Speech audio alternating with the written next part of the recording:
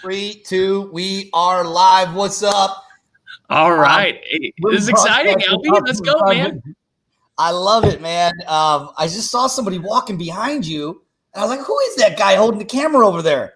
And, that's my built-in paparazzi here. The camera doesn't even work. It doesn't, but it makes me feel good. So we figure, one of the things I've learned by watching interviews like 2020, all the different stuff like that, 60 Minutes, is they always just take the clips out, right?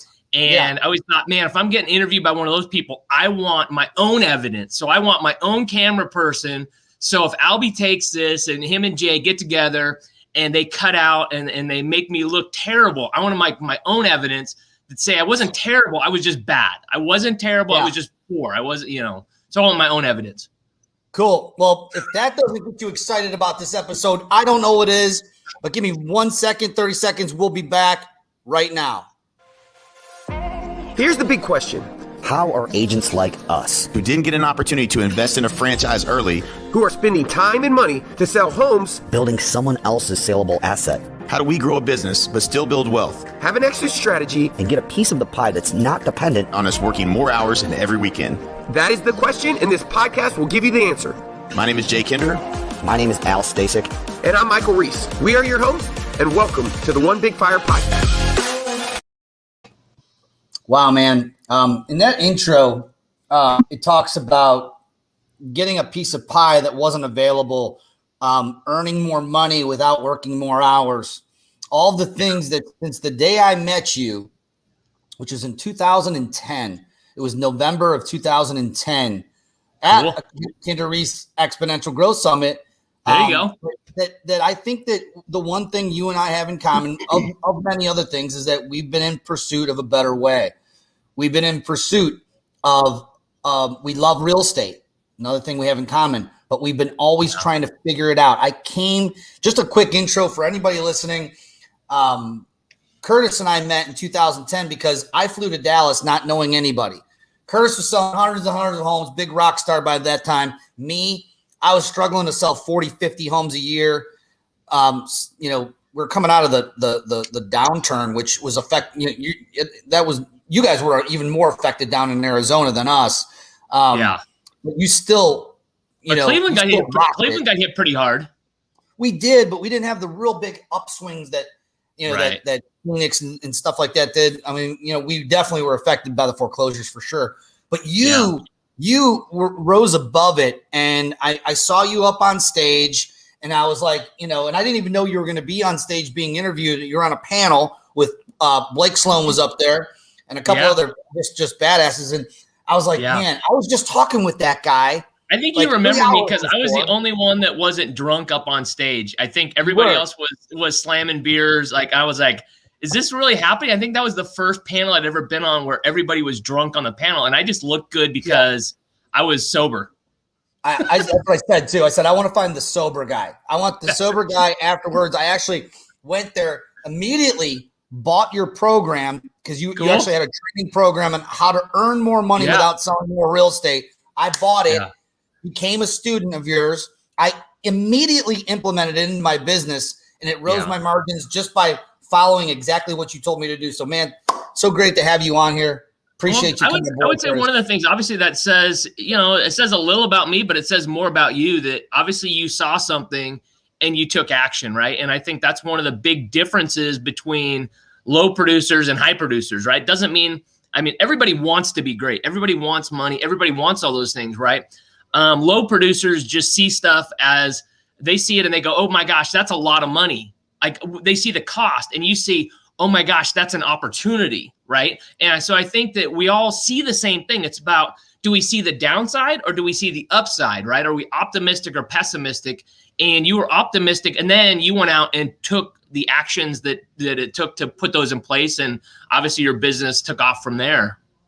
Well, you made it pretty easy, which is another reason why we're on here, is that the thing with, if you don't know Curtis Johnson, and we're broadcasting on a couple different platforms here, is that if you don't know Curtis, he's one of, not only a great real estate agent, leader, trainer, and all this, but he's one of the guys that can really articulate a point better and differently than anyone else that I've ever seen done. And why that's important is because it's able to connect dots for people that maybe they just haven't been able to connect those dots before. And we put it up there. What's the biggest?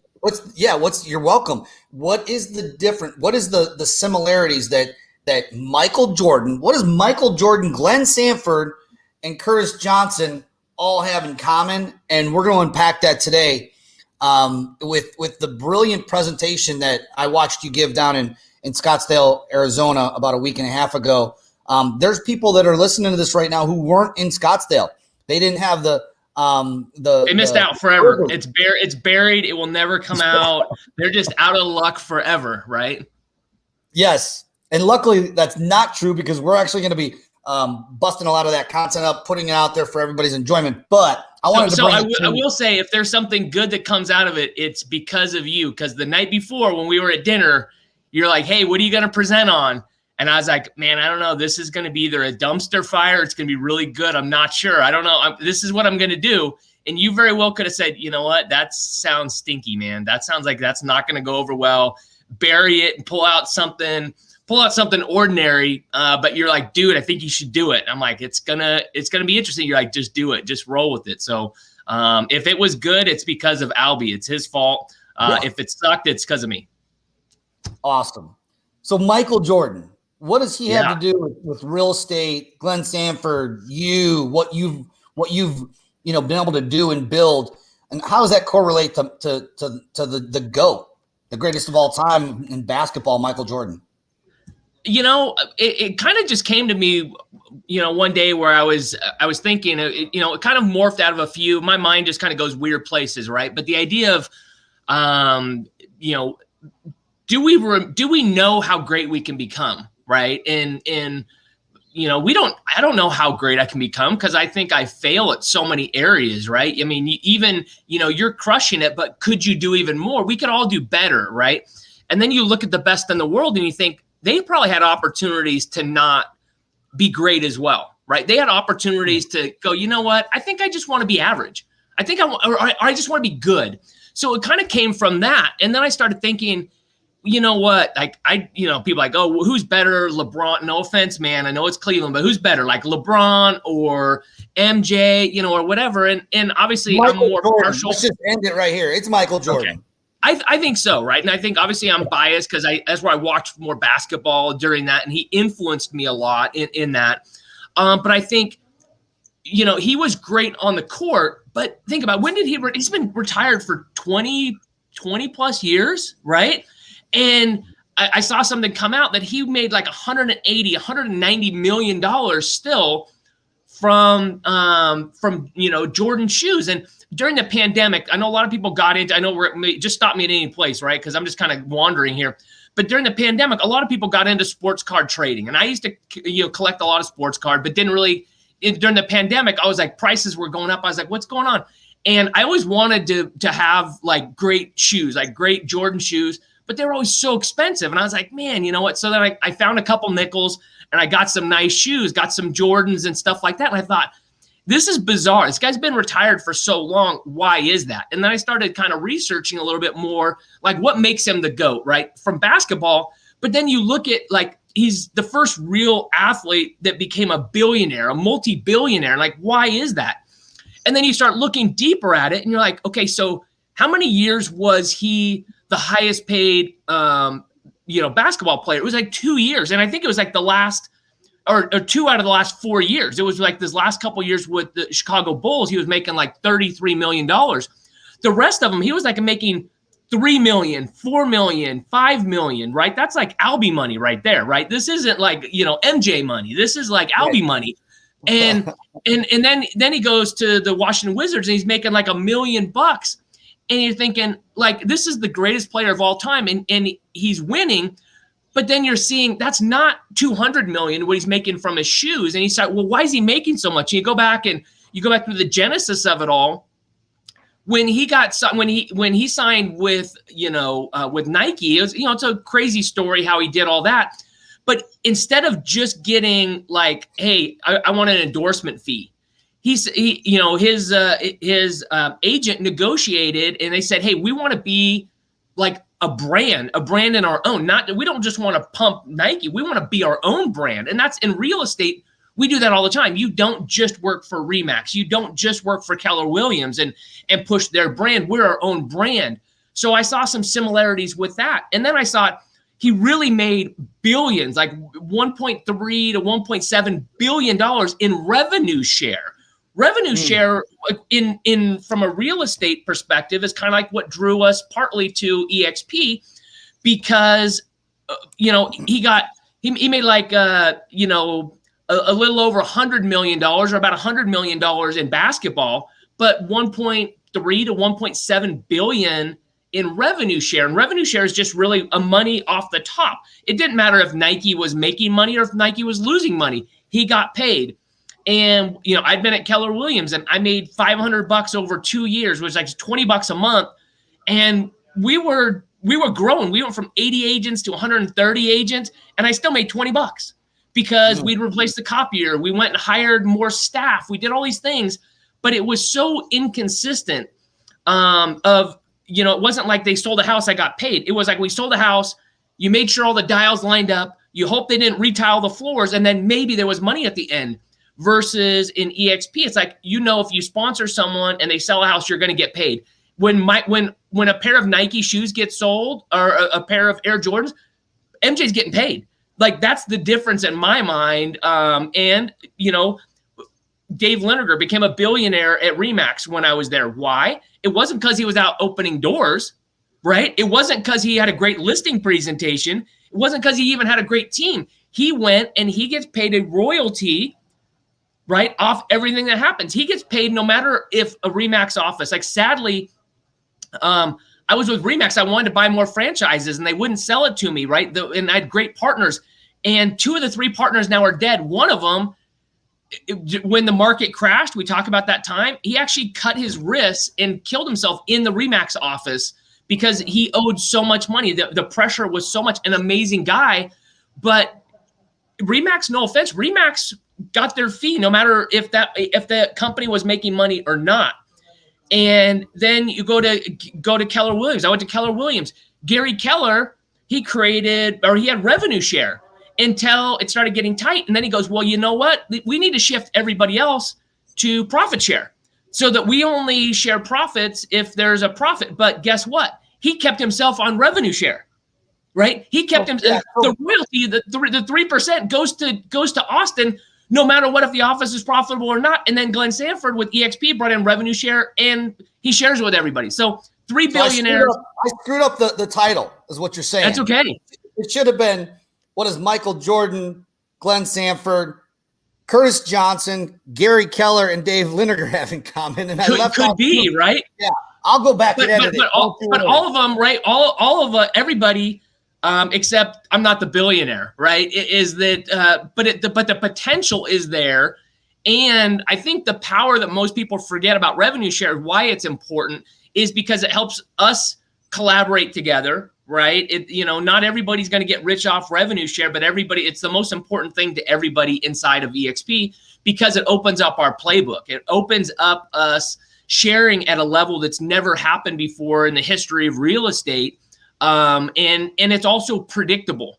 When things are unpredictable and you start messing with people's money, people don't like it and they can't count on something, right? If you went and you sold a house and you went and you're like, oh, sweet, and you're waiting for your closing, and then all of a sudden your broker says, hey, Albie, great job closing that house. You're like, yeah, where's my check? And they're like, oh, you're not going to believe this. We've had a really rough month. And so there is no commission check.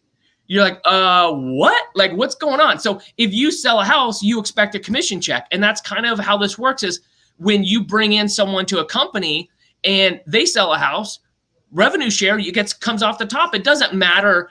I don't have to base my income off some team leader and how they're running the office or maybe they're not running it very well. Right. So kind of circling back to the Michael Jordan story again. I know that was a long answer, man. You gave me an open floor. I just went for it, man. It was a great answer, Curtis. And that just backed up what I said at the beginning of our broadcast here was that you have a way of articulating it so that it's understandable. But circling back to the Michael Jordan, would you agree, would Michael Jordan have ever taken the deal if it was profit sharing with Nike, he would have never taken that deal. And if he would have, let's just say he got some bad advice from his agent and he would have signed the profit share, he would have made some bucks off of them, no doubt. But there's nowhere near, I mean, not even astronomically anywhere near if it was profit share off of his shoes, just his particular shoes only. And he would have gotten a profit off of, because think about how many people have to take their piece of the pie before there's anything left from selling shoes, right? Sure.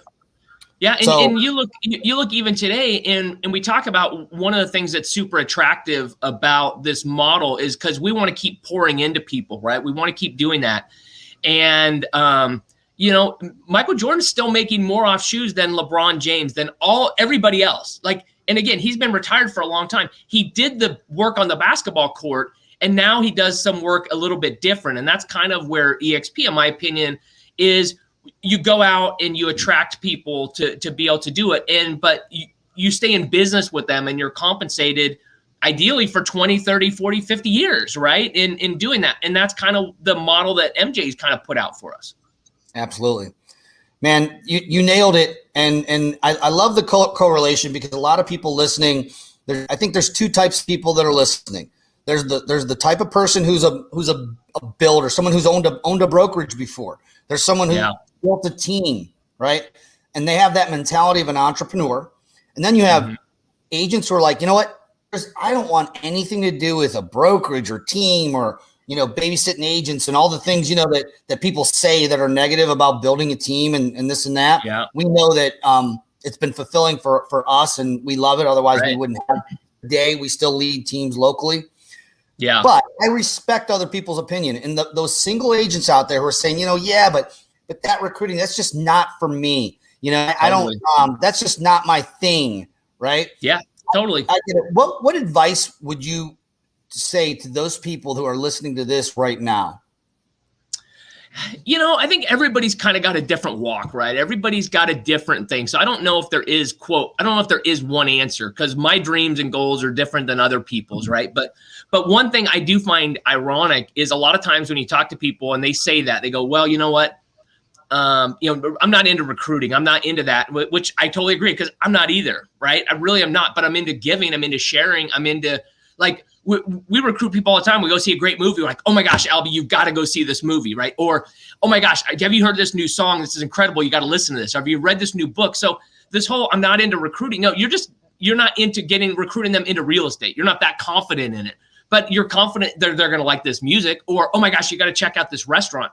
So we would recruit people to the things that we're passionate about. Maybe you're just dead. Maybe you're just wet wood and you need to get dried off and get fired up, right? Or whatever it is. But almost the same amount of people, they'll go, oh, I'm not one of those recruiter type people. And you go, okay, well, tell me, what do you want to do? Well, I think I want to, I don't know. I go, tell me your long-term. What do you want to do? Well, maybe, after a couple of years, I think I want to build a team and maybe buy a company or start a company. You're like, okay, so think about this. You want to build a team with people or just by yourself? Well, with people. So you'd have to recruit them. Yeah, okay, maybe. So you want to open a company, but you want people there, right? Well, yeah, I'd have to have a lot of agents. Well, how does that mysteriously happen? Guess what? This is the same thing. You just get rid of the risk, right? Instead of going out and spending $250,000 on a franchise or whatever it is, it's $85 a month, and EXP takes the risk. And EXP does most of the stuff you don't want to do. So really what it is, in my opinion, when people say that, and I say it, so I got to work on my own psychology, is it's mostly people that aren't willing to take, that ego risk, right? As Brent Gove talks about, they need a cup of courage. It's not because it's not that they don't want to recruit or bring people in, or they don't even see the opportunity. It's that they just don't think they can do it. They think, hey, someone else can do it, but I can't. And that's a different thing, right? I'm totally cool with someone saying, hey, I don't know if I can do it, because I've been there. I feel the same way.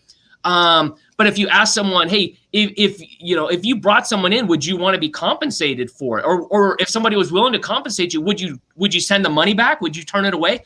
Oh, no way. So they want the results. They want the rewards for it. They're just unsure if they can do that, right? And so kind of coming back around, one of the reasons that we partnered and what really got me partnering, it wasn't the revenue share. I really didn't think I'd make that much. I didn't think I'd make that much in revenue share. The stock sounded nice. I thought that was a recruiting gimmick. I really didn't think I'd end up with very much money in stock with it. But I did know the partnerships. I knew being in the right rooms with the right people at the right time, making the right decisions could impact my income. And I knew it could do the same thing for everybody else. And so when you talk about they want the rewards of the recruiting, they want all these things, they're just unsure if they're being honest. They're unsure if they can do it. One of the things that really drew me to you and Jay and Mike in our organization, right, inside that was I knew before that the systems weren't in place, that I knew that you guys would put the systems in place and that I could help with that. And I knew that we could put systems in place so that I could be able to recruit and that other people joining, they wouldn't have to recreate the wheel, right? They wouldn't have to go rebuild out a whole recruiting video and all those things, that we would build that system for them so that it wouldn't be a question of could they recruit? It would be a question of would they do that? Love it. Yeah, and there was a something you hit on, and I think I did know you were with Remax, but you just reminded me of it. I was with Remax earlier on as well, and there's 2 points I wanted to hit on. Number one, you had talked about not being a recruiter, right? So let's unpack that a little bit because sure. I've sponsored, I have actively like 57 agents in 3.5 years that I've sponsored to the company. Now let's be real with each other right now. Yep. If 3.5 years ago I was hired by a Remax broker, a Keller Williams broker, a Coldwell Banker broker, a Berkshire Hathaway broker as their quote unquote recruiter, sure, I'd have been fired with that kind of a performance. Okay. We got to let you go. We just got to let you go. You can't do the job, man. Yes. That's not a recruiter's where they would say, Curtis, we're going to bring you aboard here. And after 3 years, I want to see 55 butts in seats in this office. Okay. That would be a dumb hire. Well, I'd be in the breadline with you, man, because I'd have been let go for sure. And there's a reason for that, because I've never been a recruiter. Never liked that act of it. Now I do enjoy it because I don't look at it as a bad name. I used to look at recruiting as an ugly word. Mm-hmm. And so when I came to Remax, and I don't know if I ever told you this story, but I came to Remax in 2007. I left an independent broker. Mm-hmm. When I came over to Remax, the friends at my other brokerage that I left saw that I came over to Remax, and they saw that I was pretty happy. And they called me up. And it was literally one by one, and this happened 6 times, one by one. First, guy's name is Joe, good friend of mine. Joe, Al, hey, you like it over at Remax? I said, I like it.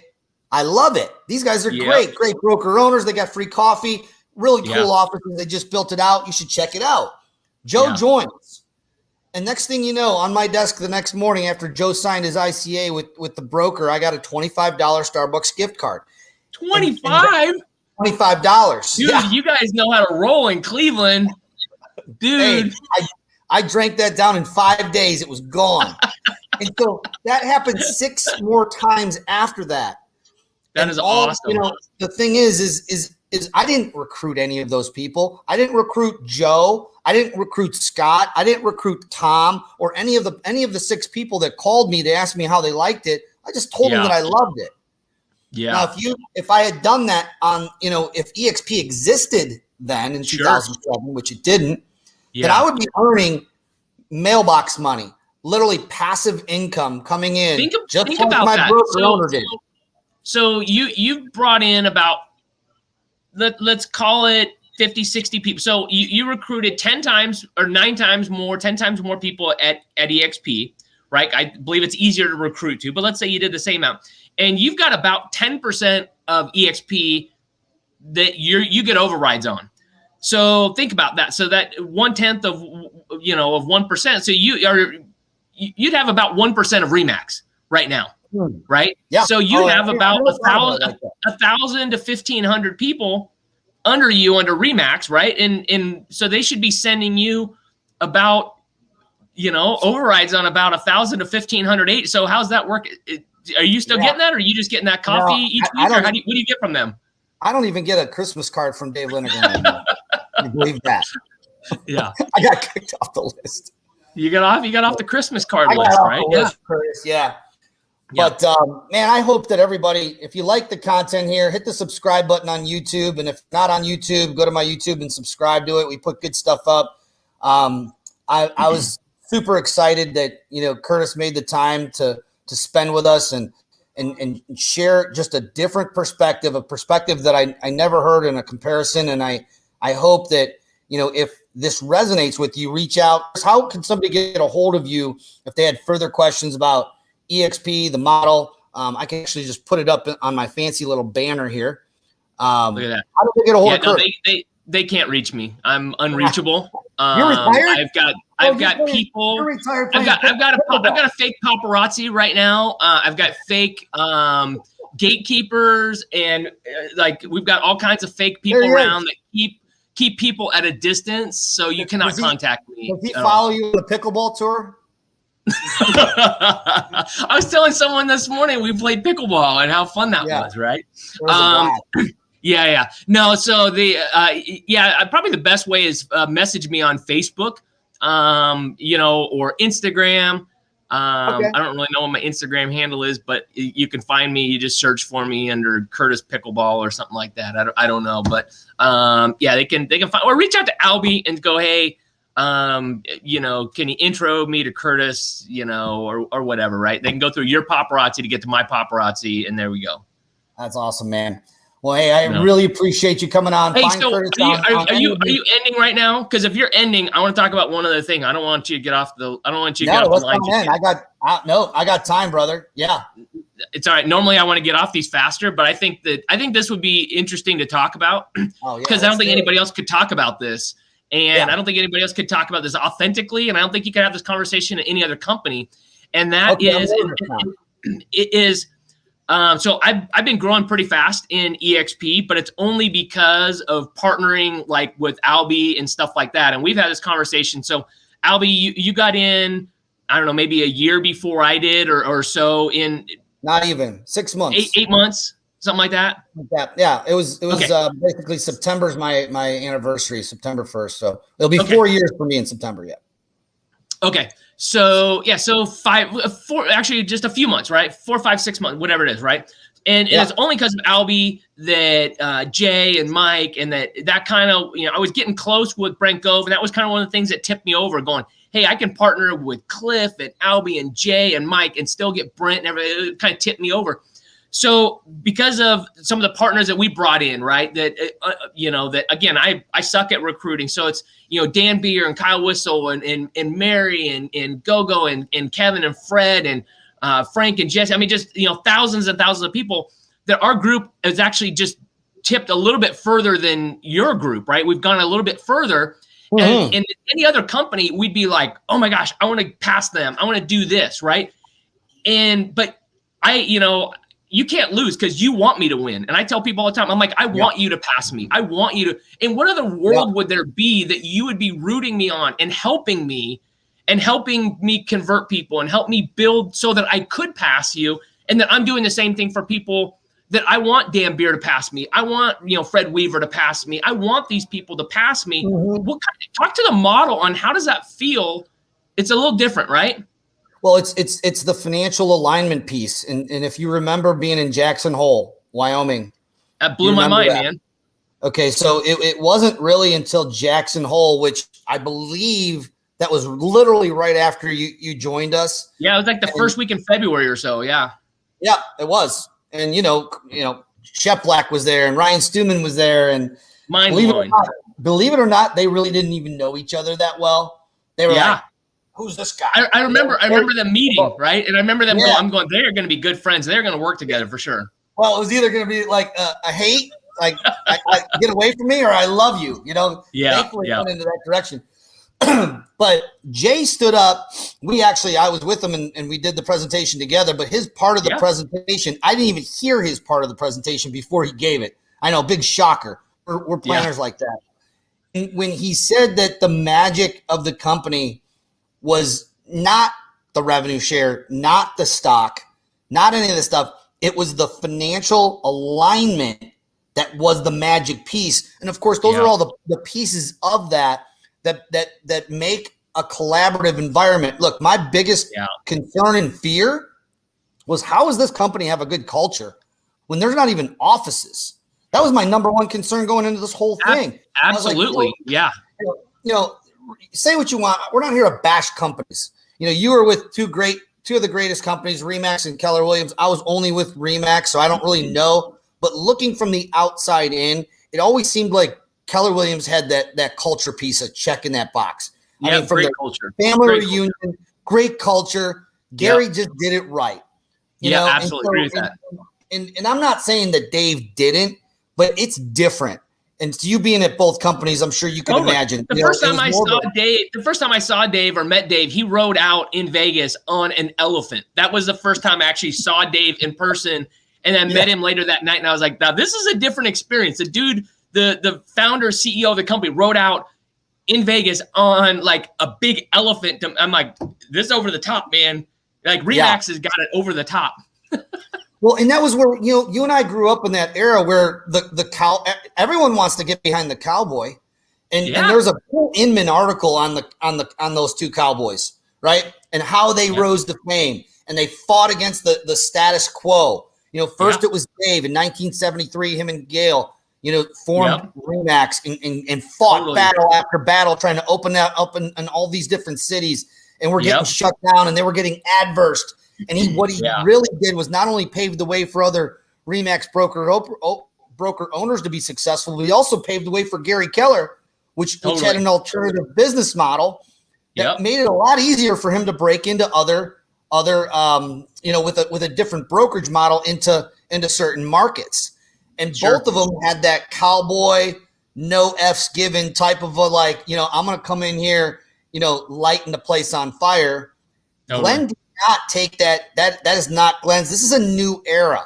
This is where, Glenn got his RV and drove around meeting with people and just loving on them and just going, hey, let me share what I got. But it was definitely, it's changed the landscape for sure. Glenn was the guy that you wanted to sit next to in that calculus class, or whatever. And you wanted to be trying to peek over and see what his answers were, Glenn just beat him with the smarts, right? Where, the bravado thing worked. He's so awesome. And he's so humble. It was like 2 years ago.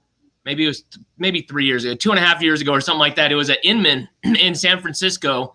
And I was there and I just come off stage, just did something. Right. So he came off and was talking to Glenn, and it was, we were still so small. Right. And so I talking to Glenn, and it was good. And then like an hour later, I go down in the lobby, and that was where everybody was meeting. And there was big groups, right. Of everyone's kind of holding court, right? All these different places. I look over, and Glenn's just sitting at a table, just on his own.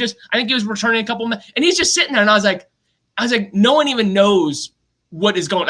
He's like, it's like Gary Keller just sitting there, like all by himself, right? Just sitting there. And so I go down and I sit and talk to him for a few more minutes, and I'm like, that's so funny. Everybody else is trying to what's the future or whatever, and I'm like, you've got the future maker just sitting there, and you guys don't even know who he is. He's so unassuming, and he's so brilliant. Like no one even knew that he was even there. Just sitting there. He didn't have to hold court like he didn't have to have fake paparazzi or a band or whatever else. Yeah. He's just doing his thing. I loved it. Well, he can't sit there without a crowd forming around him now. That ain't happening. Those days are over. Which I'm sure he would like to, though. Yeah. Awesome, brother. Well, thank you for all the support. Thanks for all the support you've given me in helping grow our organization, and just love you, man. Appreciate everything you've done to help us all, and it's good to be with you, man. Thank you for sharing that vision, man, and as always, it's always connecting with you. Appreciate it. Have a good day, and we'll see everybody at the top or from the top. Enjoy, everybody. All right. Bye-bye. Bye-bye.